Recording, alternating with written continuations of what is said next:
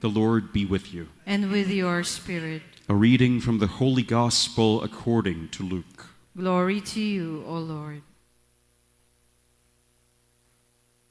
Jesus said to his disciples, I tell you, make friends for yourselves with dishonest wealth, so that when it fails, you will be welcomed into eternal dwellings. The person who is trustworthy in very small matters is also trustworthy in great ones. And the person who is dishonest in very small matters is also dishonest in great ones. If therefore you are not trustworthy with dishonest wealth, who will trust you with true wealth? If you are not trustworthy with what belongs to another, who will give you what is yours? No servant can serve two masters. He will either hate one and love the other, or be devoted to one and despise the other. You cannot serve both God and mammon. The Pharisees, who loved money, heard all these things and sneered at him. And he said to them, You justify yourselves in the sight of others, but God knows your hearts. For what is of human esteem is an abomination in the sight of God.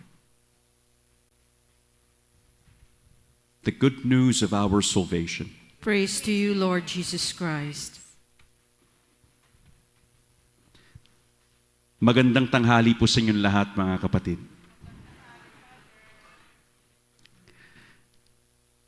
Sabi sa ating ebanghelyo, and this is such a short line, no? Pero it strikes me at the heart. Sabi, God knows your hearts.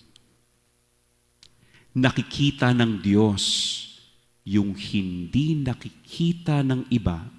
Isn't it true that when we were still young, we were being told by our parents time and time again about this truth? God knows you through and through. Whatever you keep hidden and you're able to hide from other people, God could see that. Hindi pwedeng magbalat kayo sa harap ng Diyos. But let's imagine, paano kaya, no?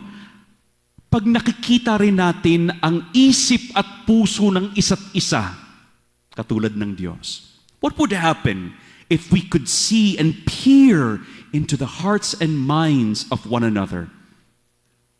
What in your behavior would change, do you think? Would your way of treating people change? Would our relationships change if we could see into the hearts and minds of one another? No more pretending, ibig sabihin. No more hiding behind appearances. You cannot live a double life. One kind of person in the day and another in the night. Wala nang ganyan. You would try right away to clear your conscience and to correct your faults. If someone got angry, you would understand why. And you would not fan the flame of anger anymore. You would try to calm it down. Pag merong mga nakagawa ng mali sa'yo, if people do you wrong, you would still see their goodness, their good intentions. And maybe now you could give them the benefit of the doubt. Baka naman nabigla lang si sister. Baka nabigla lang si brother. You would become more sensitive to people, their struggles. You would become more compassionate and careful not to judge, because you would not want to be judged yourself. You wouldn't rush to judge because others could also see your weaknesses. Ang daming magbabago pag nakikita natin ang puso't isipan ng isa't isa, don't you think? No? But as it turns out, it's a fantasy. No? Imagination lang.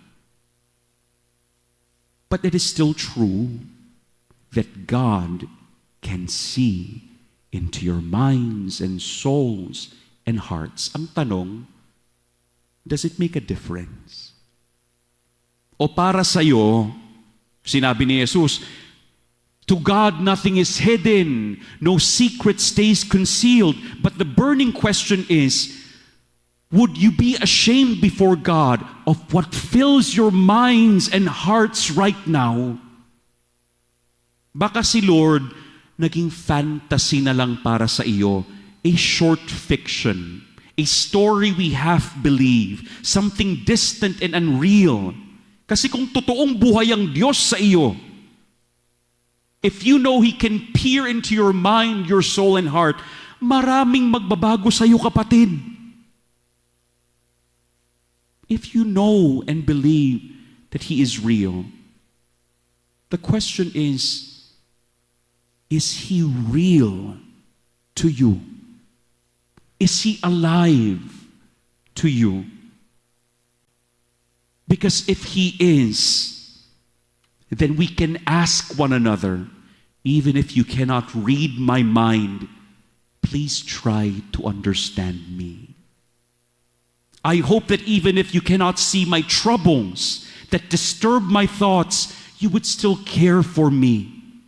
I hope that even if you cannot see the pain in my heart, you'll remember that like you, I too have my sorrows. So please pray for me.